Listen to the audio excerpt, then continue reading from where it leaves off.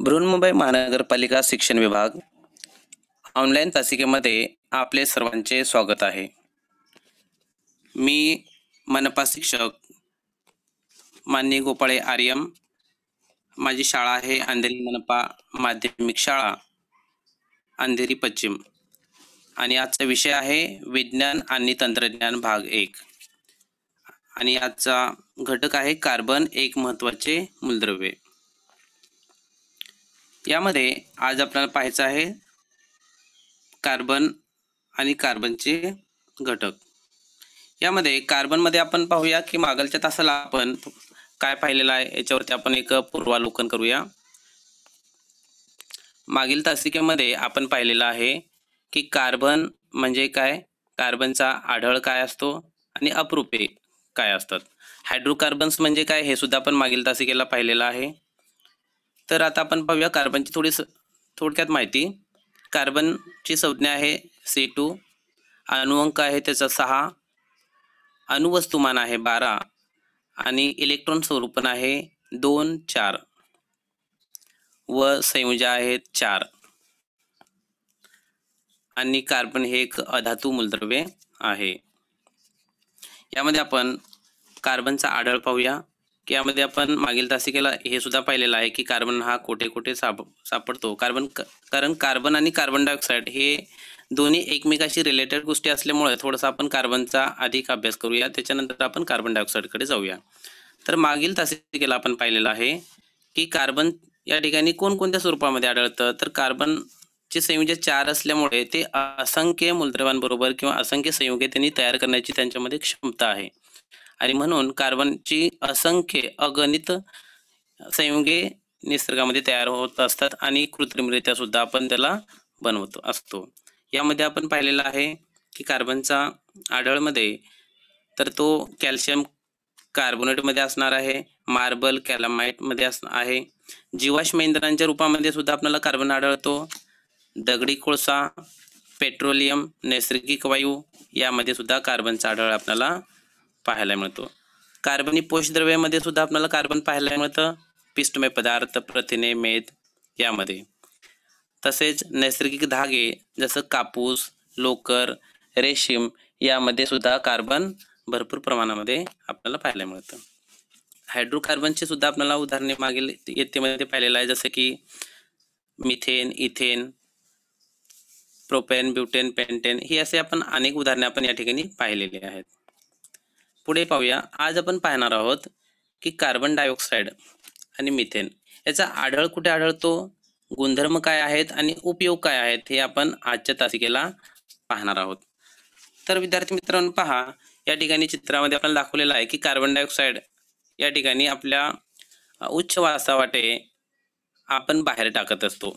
Oxygen आपण आपल्या शरीरामध्ये घेत असतो श्वासोश्वासाद्वारे आणि कार्बन डायऑक्साईड हे आपल्या उच्च वासावाटे आपण बाहेर टाकत असतो. त्यामध्ये कार्बनचे रेणुसूत्र काय आहे, तर कार्बनचे रेणुसूत्र आहे CO2. तसेच त्याचे रेणुवस्तुमान आहे 44. कार्बन डायऑक्साईडचे द्रवणांक आहे -56.6°C. आता कार्बन आढळतो कुठे, कार्बन डायऑक्साईड या ठिकाणी आढळतो कुठे हे आपण पाहायचं आहे. तर कार्बन डायऑक्साईड हे मुक्त स्वरूपामध्ये आढळतो. जसं हवेमध्ये आता आपण पाहिलं की आपण आपल्या उच्च वासावाटे कार्बन डायऑक्साईड सोडत असतो. त्याचबरोबर सुमारे 4% CO2 हे आपल्या उच्च वासावाटे आपण बाहेर टाकत असतो. त्यानंतर कार्बन अजून कुठे आढळतो कार्बन डायऑक्साईड, तर खडू, शहाबादी फरशी यामध्ये CO2 हे संयुगाच्या अवस्थेमध्ये किंवा संयुगावस्थेमध्ये आपल्याला पाहायला मिळतं. त्यानंतर लाकूड, कोळसा, जीवाश्म इंधनांच्या ज्वलनातून ही कार्बन डायऑक्साईड CO2 बाहेर टाकला जातो. आता आपल्या पुस्तकामध्ये एक प्रयोग दिलेला आहे की या ठिकाणी कार्बन डायऑक्साईड हे आपल्या वातावरणामध्ये भरपूर प्रमाणामध्ये आपल्याला पाहायला मिळतो की एखाद्या वस्तूंचे ज्वलन केल्यानंतर त्या ठिकाणी उत्सर्जनामध्ये वस्तूंच्या ज्वलनामध्ये कार्बन आणि कार्बन डायऑक्साईड असे असंख्य या ठिकाणी संयुगाच्या रूपामध्ये कार्बन डायऑक्साईड बाहेर पडत असतो. तर प्रयोगशाळेमध्ये सुद्धा आपल्याला या ठिकाणी आपण कार्बन डायऑक्साईड तयार करू शकतो. यामध्ये आता एखादा प्रयोग करायचं म्हटलं की प्रयोगशाळेमध्ये तर या ठिकाणी एक आपल्याला साहित्य, रसायने हे आलेच. तर त्यामध्ये पहा आपल्याला काय करायचं आहे की सर्वप्रथम साहित्यामध्ये आपल्याला गोल बुडाचा चंबू, स्टँड, थिसल नरसाळे, वायुवाहक नलिका आणि वायुपात्रे घ्यायचे आहेत. त्यासाठी आपल्याला रसायने लागणार आहेत. कॅल्शियम कार्बोनेट म्हणजेच शहाबदी फरशीचे तुकडे, संगमरवराचे तुकडे किंवा चुनखडे आपण घेऊ शकतो. आणि दुसरं आहे विरल हायड्रोक्लोरिक आम्लांचा आपण वापर करायचा. त्यामध्ये ते आपल्याला मिक्स करायचं आहे किंवा त्याच्याबरोबर त्याला आपल्याला संयोग घडवून आणायचा आहे. आता कृतीमध्ये पहा की कृतीमध्ये काय करायचं आहे की आकृतीमध्ये जसं दाखवलेलं आहे अशा पद्धतीची रचना आपल्याला करून घ्यायची आहे. की या ठिकाणी पहा कृती नंबर 1 आकृतीत दाखवल्याप्रमाणे उपकरणांची मांडणी करायची आहे. आपल्याला मांडणी करताना गोल बुडाचा चंबूत CaCO3 हे आपल्याला टाकून घ्यायचं आहे. कॅल्शियम कार्बोनेट या ठिकाणी टाकायचं आहे.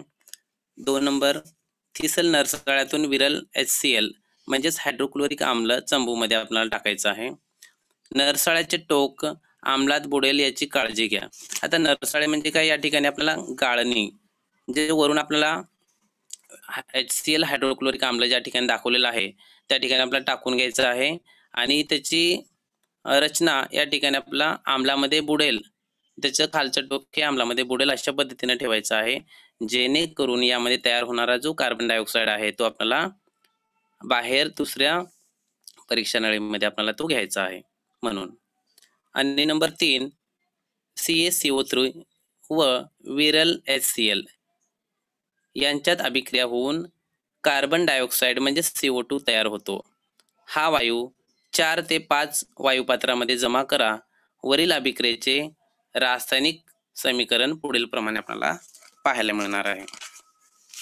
यामध्ये पहा आपण पाहू शकतो की खालील प्रमाणे याचं रासायनिक समीकरण आपल्याला तयार झालेलं आहे आणि यामध्ये शेवटी CO2 या ठिकाणी मुक्त झालेला आहे आणि तो आपल्याला बाणाच्या चिन्हाने वरती गेलेला तो आपल्याला पाहायला मिळतो. यामध्ये प्रयोगाची रचना पहा की अशा पद्धतीची रचना आपल्याला प्रयोगामध्ये करायची आहे, जेणेकरून आपल्याला CO2 तयार झालेला आपल्याला तो प्रयोगामध्ये पाहायचा आहे. नेक्स्ट आता यामध्ये आपण पाहूया की प्रयोगानंतरची निष्कर्ष खालील प्रमाणे आपल्याला पाहायला मिळतात. यामध्ये आपल्याला भौतिक गुणधर्म व रासायनिक गुणधर्म असे दोन्ही गुणधर्म या ठिकाणी आपल्याला पाहायचं आहे. तर पहिला आहे परीक्षा नळीमध्ये बघा या ठिकाणी वासच्या बाबतीमध्ये जर आपण निरीक्षण केलं तर कार्बन डायऑक्साईड यास कोणत्याही प्रकारचा वास नाही. त्यानंतर रंगाच्या बाबतीमध्ये 2 नंबरला जर आपण पाहिलं तर याला सुद्धा कुठल्याही प्रकारचा रंग नाही निरीक्षणामध्ये आपल्याला पाहायला मिळतं. त्यानंतर रासायनिक गुणधर्मामध्ये आपण पाहिलं तर परीक्षा नळीमध्ये पहा या ठिकाणी जळती मेणबत्ती या ठिकाणी बघा काही आपल्याला प्रयोग या ठिकाणी दिलेले होते आणि त्याचे आपण निष्कर्ष काढलेले आहे. 1 नंबरमध्ये आपण पाहिलं परीक्षा नळीमध्ये जळती मेणबत्ती जर धरला आपण तर काय होतं तर ती मेणबत्ती विझते. याचं कारण असं आहे की CO2 म्हणजेच कार्बन डायऑक्साईड हा ज्वलनास मदत करत नाही हे आपण समजू शकतो.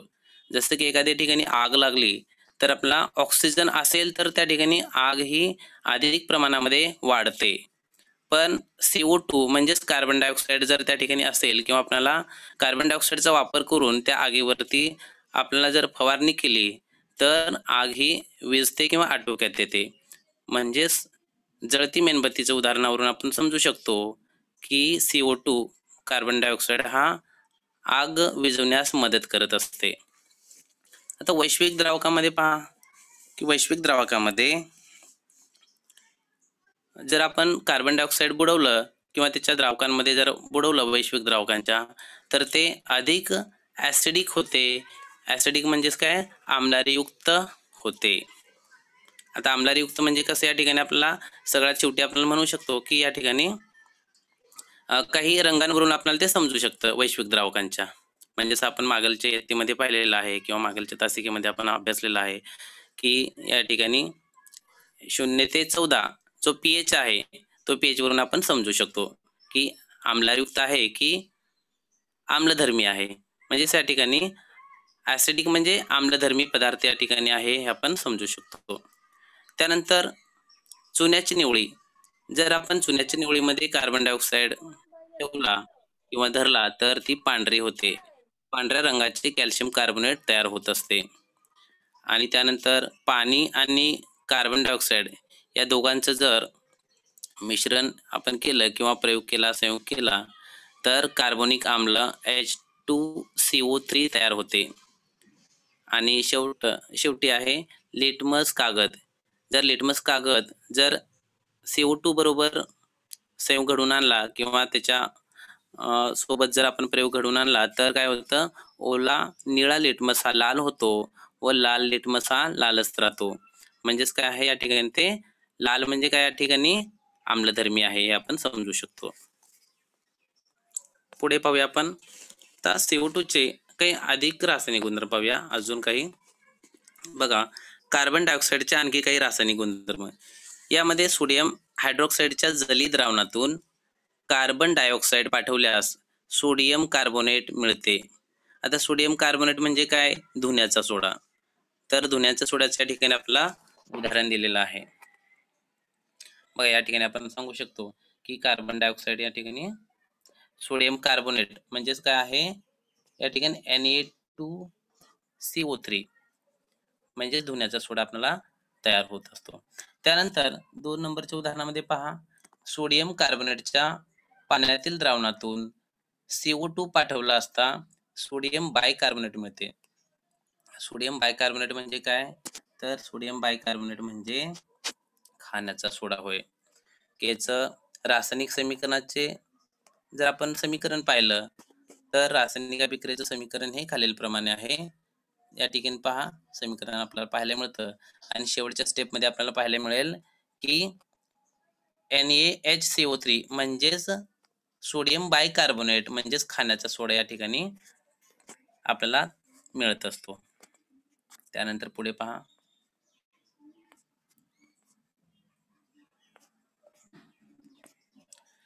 वरील प्रयोगामध्ये पाणी आणि कार्बन डायऑक्साईड यांच्यात होणाऱ्या रासायनिक अभिक्रियेचे समीकरण कसं तयार होईल, तर खालीलप्रमाणे. CO2 अधिक H2O यांच्या संयोगातून आपण बाणाच्या चिन्हाने दाखवतो ते, तर काय तयार होईल, H2CO3 कार्बोनिक आम्ल तयार झालेलं आपल्याला पाहायला मिळालं. म्हणजेच पाणी आणि CO2 एकत्र मिळाल्यानंतर कार्बोनिक आम्ल तयार होत असतं. पुढे पाहूया, कार्बन डायऑक्साईडच्या वायुपात्रात चुनखडी टाकल्यावर होणाऱ्या रासायनिक अभिक्रियेचं समीकरण काय आहे, तर समीकरण खालीलप्रमाणे आहे. तर CO अधिक CO2 आणि यापासून आपल्याला काय मिळतं, CaCO3 म्हणजेच कॅल्शियम कार्बोनेट तयार झालेलं आपल्याला पाहायला मिळतं. पुढे पाहूया, कार्बन डायऑक्साईडचे आणखी काही उपयोग बघा खालीलप्रमाणे आहेत. ते कुठे कुठे आपण वापर करत असतो, तर कार्बन डायऑक्साईड हे खालीलप्रमाणे आपण वापर करत असतो.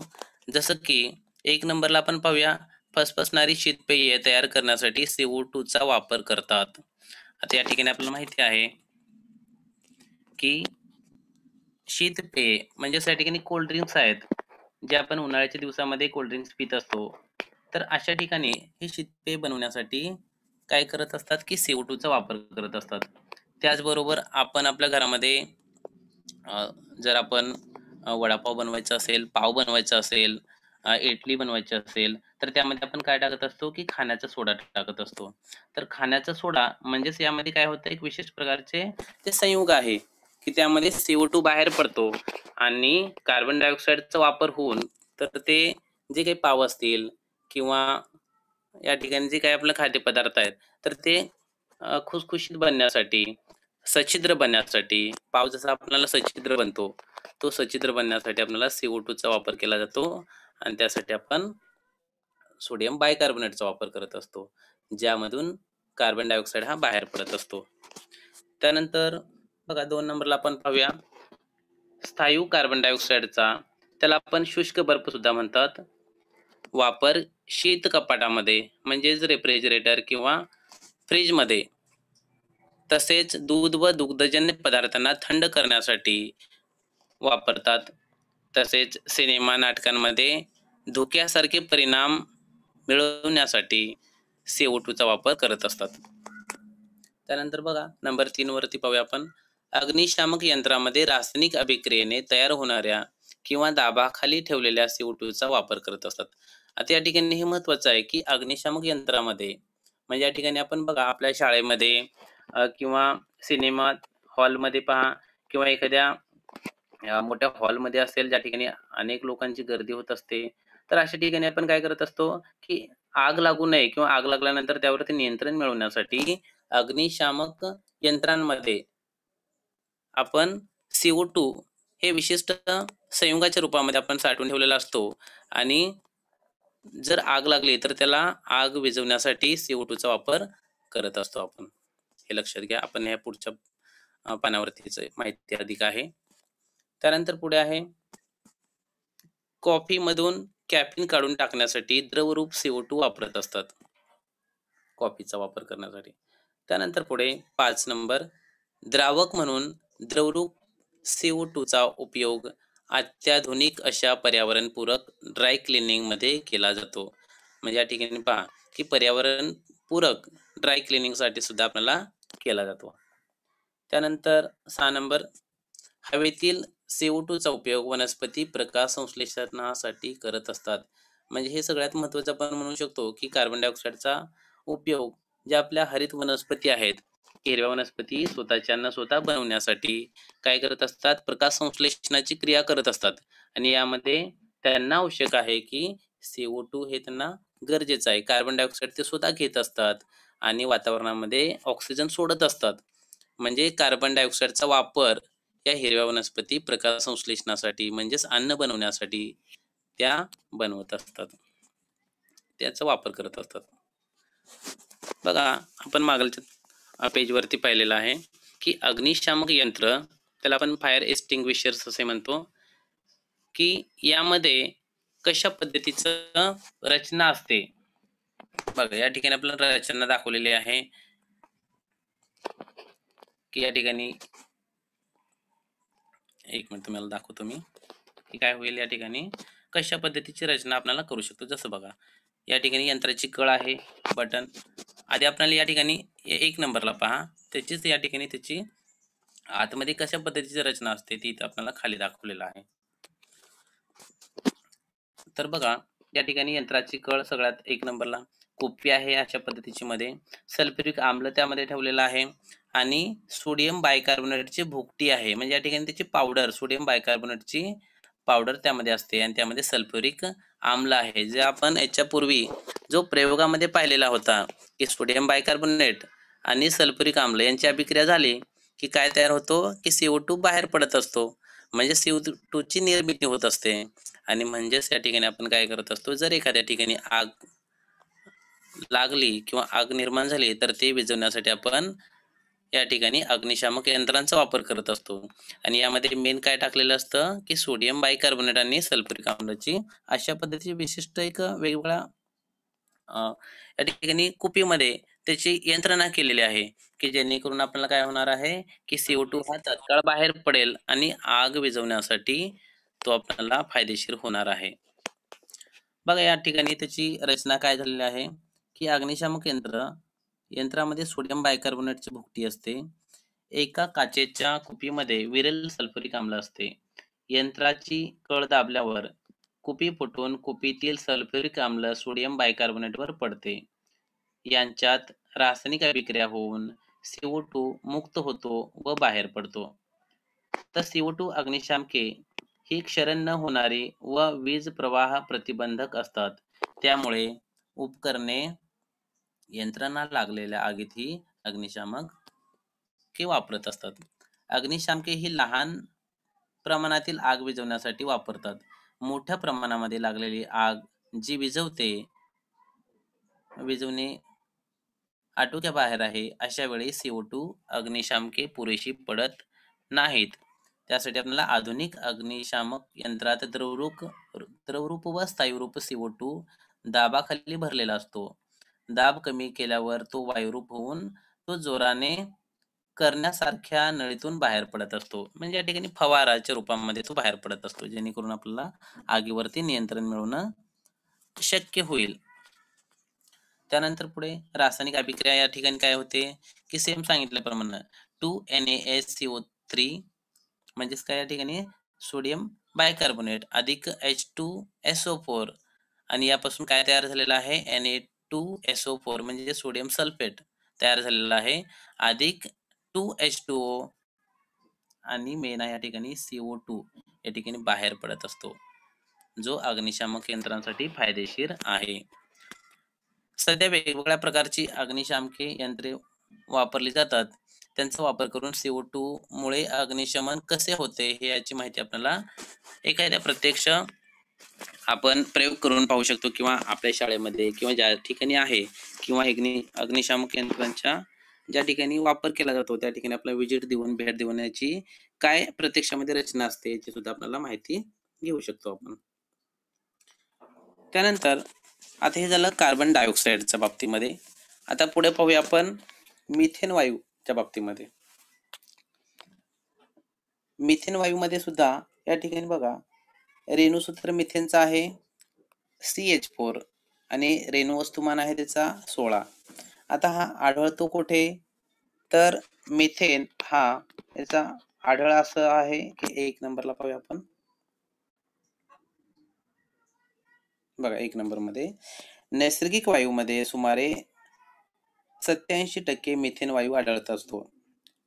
त्यानंतर 2 नंबरला पाहूया जैविक पदार्थांच्या हवेच्या अनुपस्थितीत होणाऱ्या विघटनातून हा निर्माण होत असतो. या ठिकाणी जैविक पदार्थांचा वापर करून हा निर्माण केला जातो. त्यानंतर 3 नंबरला पाहूया बायोगॅस मध्येही मिथेन हा आढळत असतो. त्यानंतर नेक्स्ट पहा कोळशाच्या खाणींमध्ये मिथेन वायू आढळत असतो. मिथेन हा एक प्रकारचा काय असतो, कोळशाच्या खाणीमध्ये सुद्धा आपल्याला आढळून येत असतो. त्यानंतर 5 क्रमांक पहा दलदलीच्या पृष्ठभागावर मिथेन वायू आढळून येतो, म्हणून याला मार्श गॅस असे सुद्धा म्हणत असतात. जो दलदलीमध्ये आढळतो, जो या ठिकाणी दलदलीच्या चिखलामध्ये दलदलीमध्ये आढळत असतो, म्हणून या ठिकाणी त्याला आपण मार्श गॅस सुद्धा आपण म्हणत असतो. त्यानंतर 6वा क्रमांक पहा प्रयोगशाळेत हायड्रोजन व कार्बन मोनॉक्साईड यांचे मिश्रण 300 अंश सेल्सिअसला निकेल या उत्प्रेरकाच्या उपस्थितीत तापवल्यास मिथेन वायू तयार होत असतो.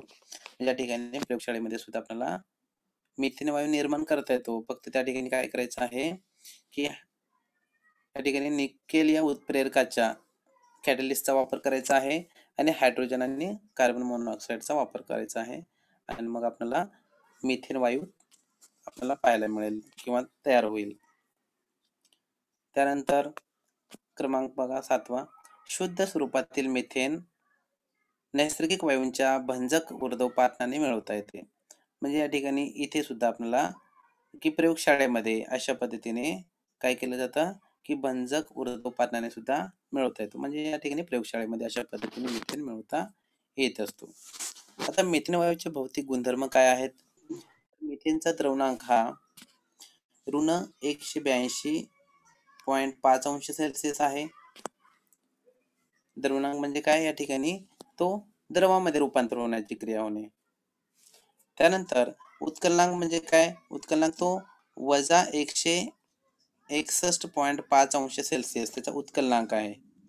ठीक आहे. त्यानंतर पुढे पहा 3 नंबर हा वायू रंगहीन आहे. याला कोणत्याही प्रकारचा रंग नाहीये. जसं कार्बन डायऑक्साईडला सुद्धा रंग नव्हता, तशाच पद्धतीने हा सुद्धा रंगहीन आहे. त्यानंतर चौथा क्रमांक, द्रवरूप मिथेनची घनता पाण्याच्या घनतेपेक्षा कमी असते. हे सुद्धा आपल्याला लक्षात घ्यायचं आहे की पाण्याची घनतापेक्षा मिथेनची घनता ही कमी असते. त्यानंतर 5 क्रमांक, मिथेन पाण्यामध्ये अगदी थोड्या प्रमाणामध्ये द्रावणीय असतो, तर गॅसोलीन, इथर, अल्कोहोल यासारख्या सेंद्रिय द्रावकामध्ये तो जास्त द्रावणीय आहे.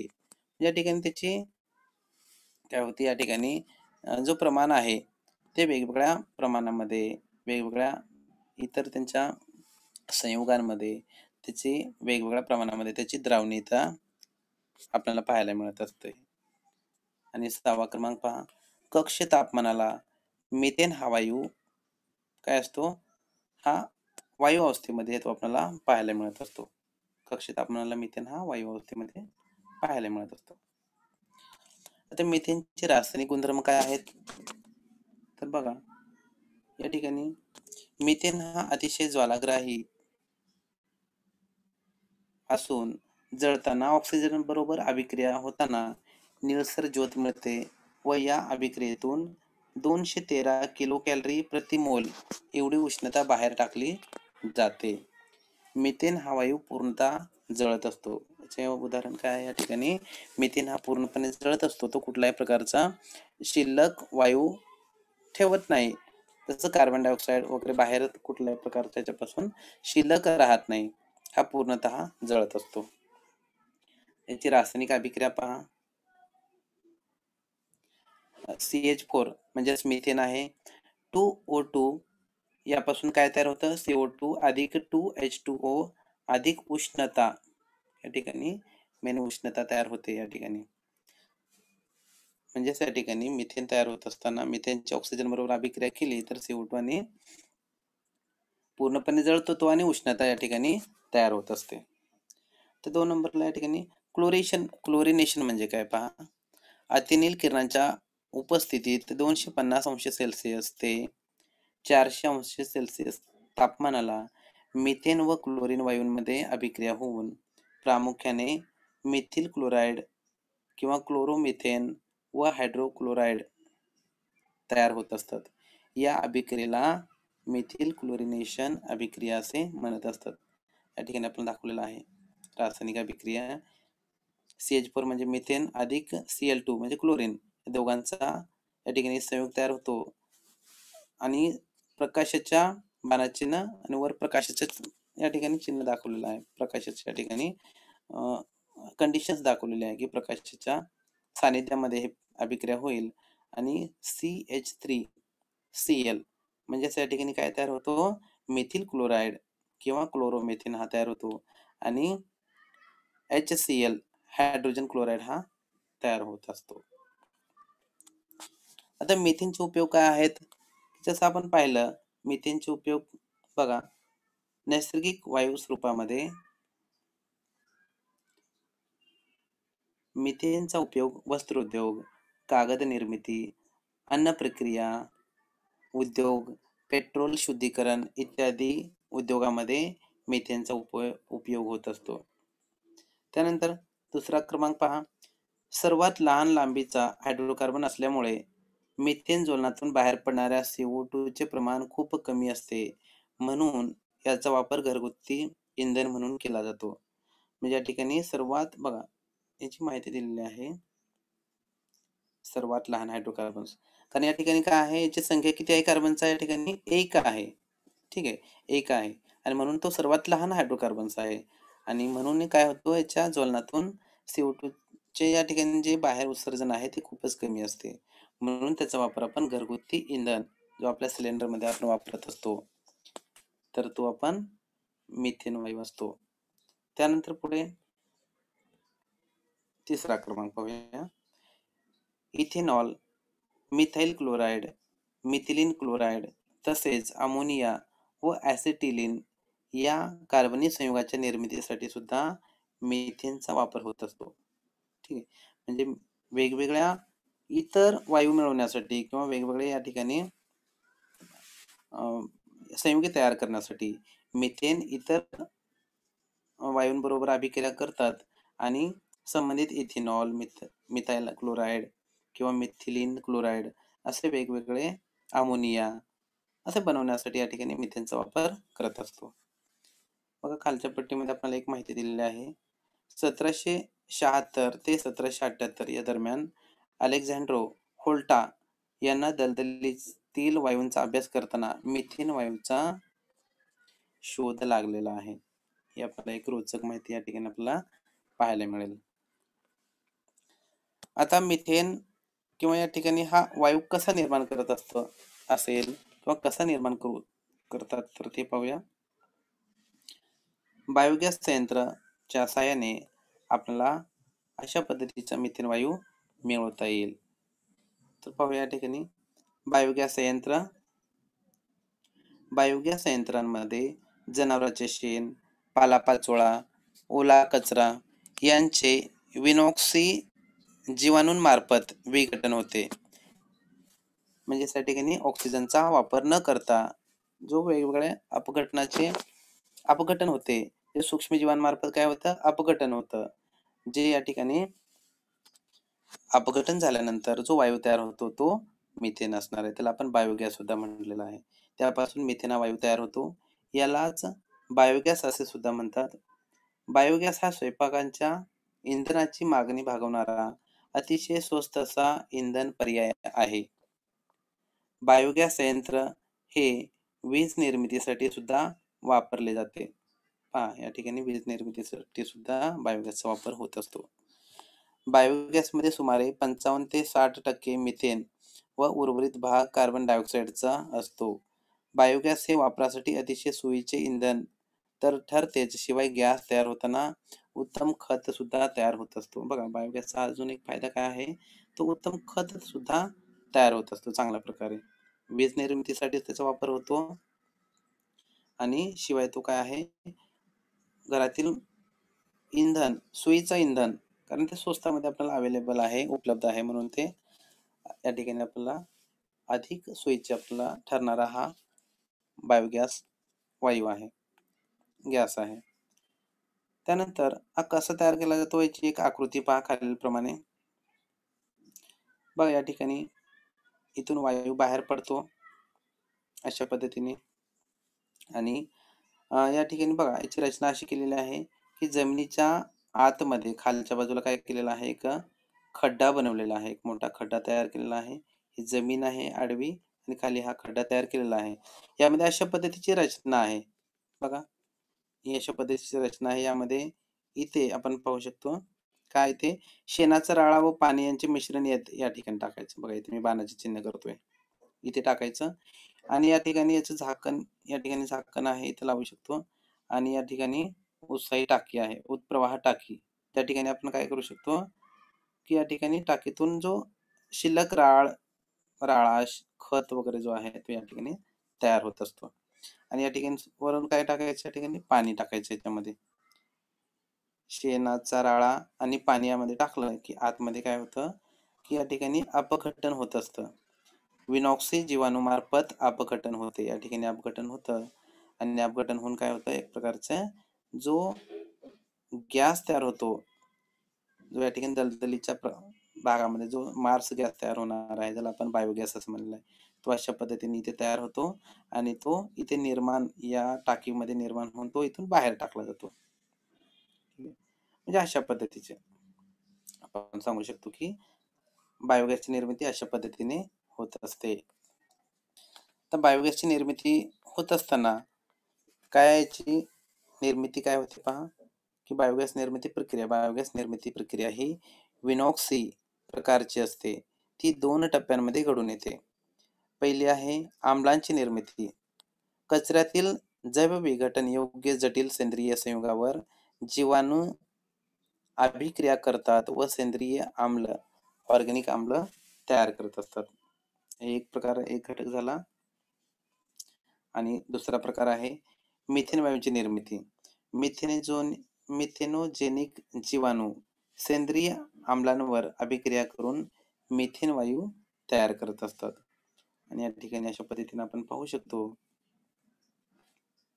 की काय सांगितलेलं आहे की बघा अभिक्रिया दाखवलेली आहे की मिथेन हा एक आम्ल आणि याचे जर आपण विघटन झालं तर काय तयार झालेलं आहे या ठिकाणी CH4 म्हणजे मिथेन आणि CO2 मुक्त झालेला आहे.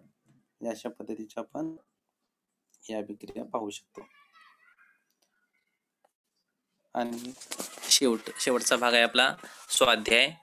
तर स्वाध्यायामध्ये आपण काही प्रश्न पाहूया की कार्बन डायऑक्साईडचे रेणूसूत्र काय आहे.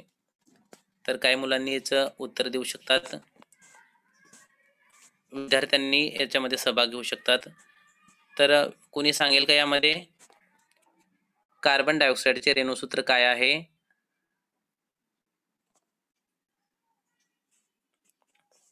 तर बघा या ठिकाणी तुम्हाला हा स्वाध्याय करायचा आहे. हा स्वाध्याय पूर्ण करायचा आहे जेणेकरून तुम्हाला याचा स्टडीमध्ये जास्त फायदा होणार आहे.